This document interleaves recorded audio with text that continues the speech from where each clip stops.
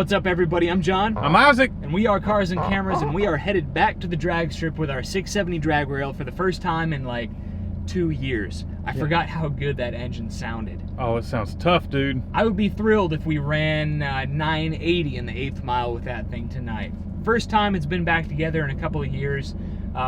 Just random carburetor on it. We might have some tuning issues. Yep. We also are bringing Ike's 1972 Honda Trail 70 with a 125 semi-auto on it as a backup vehicle, and hopefully we can get some passes in with that. So we're 5 minutes out. We're gonna get in, unload, and get in line. Get on it. Yeah, you hear that? Man, I hope he's not going to the track. We're gonna get obliterated.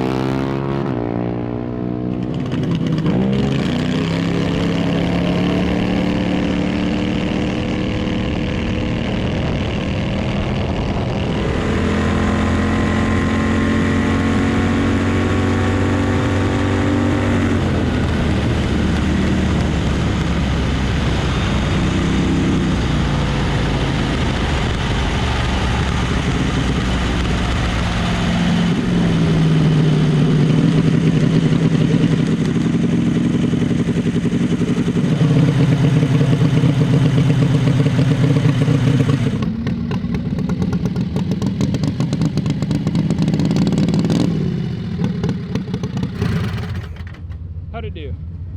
Hadn't even looked at the time yet. 10:07. 10:07. All right. Yeah. I mean, that's all. It's got too much gear. It's too tall now. It's too tall, but we went the opposite way. You know, we had that stall. I don't think that stall was opening up the whole way. You know what I mean? Like we didn't have as much stall as we thought, or? No, we had a lot of stall. Yeah. But I don't think the RPMs We're engaging the torque converter the entirely. whole way. Okay. So I was redlining it, and that's when we had the problems. When it locked up. So Because it was wide open. It was too much RPM for too much time. Too much RPM for too long. I don't think the torque converter was completely engaged, or in overdrive or what have you. Yeah. So what was your mile an hour? It was 60. That was 60 miles an hour? Yeah. All right. So we have some, we got to play with the gearing if we're going to use this torque converter. Right. How'd the carburetor seem? Great. Really? Yeah. Okay. So you want to get suited up and head out for another pass? Sure. Sweet.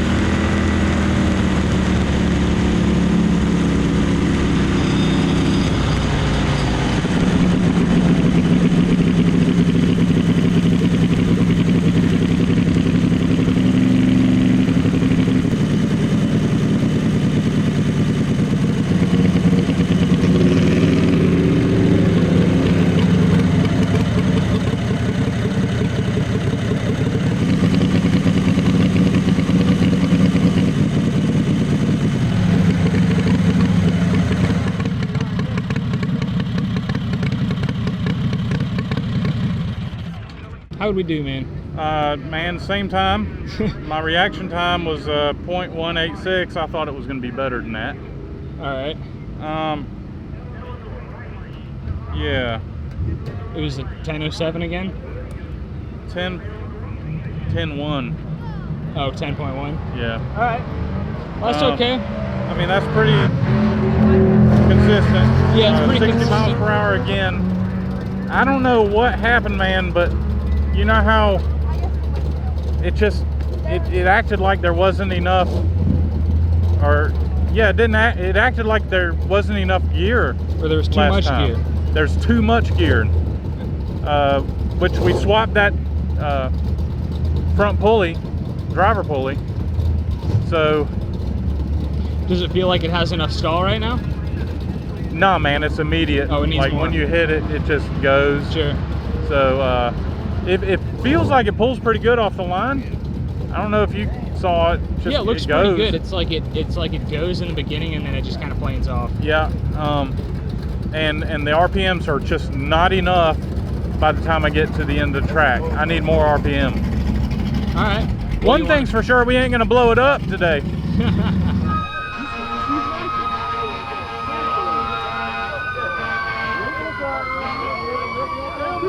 So Ike was second in line for his fourth pass, and a couple of Fox body Mustangs were lined up, ready to go. There was a big crowd around. They took off, fast-looking cars, and the dude in the left lane just sailed right on through the guardrail into the spectators. It looked pretty bad, honestly. There are all kinds of ambulances and fire teams over there. Hope everybody's okay. It'd be nice to get another pass in, but safety is most important. It's not looking good, buddy. No, it's not looking good. But hey, now I don't feel so bad about being slow. Those are fast cars, and that's a good reminder. Speed kills, man. It's not the speed that kills you, it's the stopping. Yeah, and hopefully no one is hurt. I mean, Yeah. they're hurt, but they're not Really badly hurt. Yeah. I'm gonna be honest, I'm pretty disappointed I didn't get to run in the Trail 70. We didn't get to test the Trail 70 out. I was pretty disappointed too. 2 runs, they were consistent, but my impression is the gearing is way off. Way too tall, right? Way too tall. My estimate is at the end of the 8th mile, it was running about 4,000 RPM. Yeah, 4,000 RPM, which it's like a 65, 7,000 RPM motor, so. yeah. So we need to change the gearing and try it out again. Yeah, so we're gonna get home, unload it another day, take a look at the gearing and see if we have anything else to throw on it. But the engine performed pretty well. I feel like it ran flawlessly. It looked like it took off pretty good. It was taking off really good. So yeah, I think we can do better, dude.